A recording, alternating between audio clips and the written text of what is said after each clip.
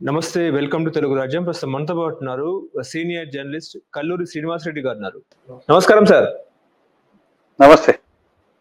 ముఖ్యంగా తెలంగాణ విషయానికొస్తే తెలంగాణలో మళ్ళీ ఓటుకు నోటు కేసు తెర మీదకొచ్చింది. ముత్తయ్య అనే వ్యక్తి లేఖ రాశారు.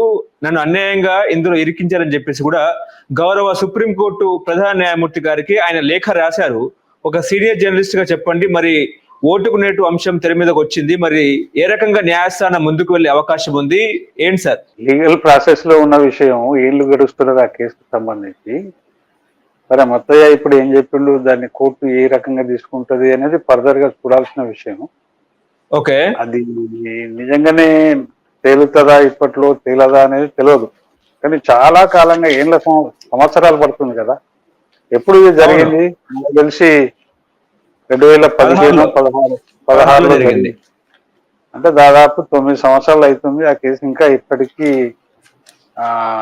ఫైనల్ తీర్పు వచ్చింది లేదు. సాక్ష్యాలు, వ్యవహారం, అప్పట్లో కేసీఆర్ ప్రభుత్వం చేసిన ఏసీబీ దాడులు, దాంతో కేసు, అది దాని తర్వాత హైకోర్టు, తర్వాత సుప్రీంకోర్టు, రకరకాలుగా జరుగుతుంది. ఇంటర్నల్ గా 9 సంవత్సరాలు అయిపోయిన కేసు కాబట్టి నిజంగానే న్యాచురల్ గా ఏం జరుగుతుంది ఆ కేసులో అనేది ఇప్పటికీ ప్రజలకు పెద్దగా తెలియదు. ఈ మధ్యనే మత్తయ్యకు సంబంధించి ఒక స్టేట్మెంట్ వచ్చింది, అదంతా చంద్రబాబుకు తెలుసు అనే మాట మాట్లాడినట్టుగా మనకు మీడియాలో వచ్చిన వార్త తప్ప మిగతా విషయాలేం పెద్దగా మనకు తెలియదు. ఇప్పుడు చంద్రబాబు ప్రోత్సాహం మేరకే తాను ఓటుకు నోటు కేసులో తప్పు చేశాను అన్నట్టు కూడా ఆయన లేఖ రాశారు సుప్రీంకోర్టు న్యాయమూర్తి గారికి. అదే దీన్ని సాక్ష్యంగా ఎట్లా తీసుకుంటారు, దీన్ని నెక్స్ట్ కోర్టు చంద్రబాబును కూడా అడుగుతుందా, ఏం చేస్తుంది అనేది ఫర్దర్ గా చూడాల్సిన విషయమే.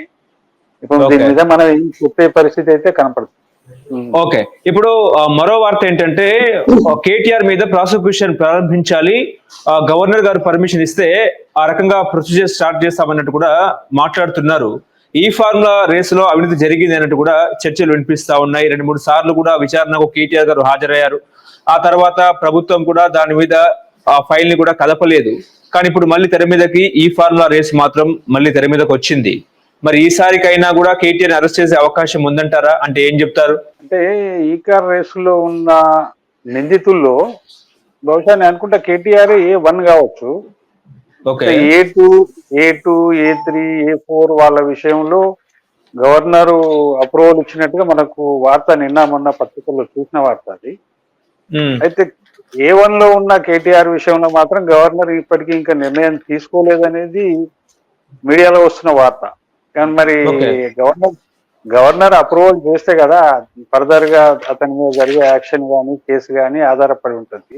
కాబట్టి గవర్నర్ ఇప్పటికీ ఆ విషయంలో, కేటీఆర్ విషయంలో, A1 విషయంలో ఇంకా డిసిషన్ తీసుకోనట్టుగా మనది.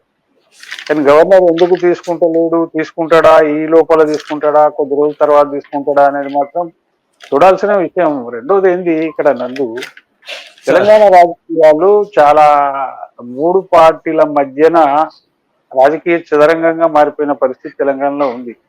అది కాంగ్రెసా, బీఆర్ఎస్, బీజేపీ, ఈ 3 పార్టీల రాజకీయ అంటే వాళ్ళ ఈక్వేషన్స్ ప్రకారంగా మాటలు మాట్లాడుతున్నాయి 3 పార్టీలు కూడా. ఏం చర్యలు తీసుకుంటున్నారు, దర్యాప్తుల మీద ఏం చర్యలు తీసుకుంటున్నారు, ప్రభుత్వం చేస్తున్న అనేక దర్యాప్తులు, ఇప్పుడు ఈ కార్ రేసే కాకుండా చాలా దర్యాప్తులు రేవంత్ ప్రభుత్వం చేసింది. కానీ ఇప్పటికీ దీని మీద ఫైనల్ గా ఒక కేసు అంటూ పుట్టపోయింది అయితే లేదు. ప్రభుత్వం దగ్గరే అన్ని దర్యాప్తులు ఉన్నట్లు తెలుస్తుంది. ఈ కార్ రేసు కూడా సరే, సిబిఐ వీళ్ళు సిఐడి వాళ్ళు, ఏసీబీ గవర్నర్ పంపినట్టుంది. అందులో కొందరిని దర్యాప్తు జరపచ్చు, వాళ్ళ మీద చర్యలు తీసుకోవచ్చని గవర్నర్ ఆమోదం తెలిపినట్టు తెలుస్తుంది. కానీ కేటీఆర్ విషయంలో ఇంకా గవర్నర్ తెలపలేదు అనేది మనకున్న వార్త. సరే, అది కూడా వెనక ముందు గవర్నరు ఆమోదించవచ్చు కూడా అని మనం భావించాలి. ఆమోదిస్తుందా లేదా?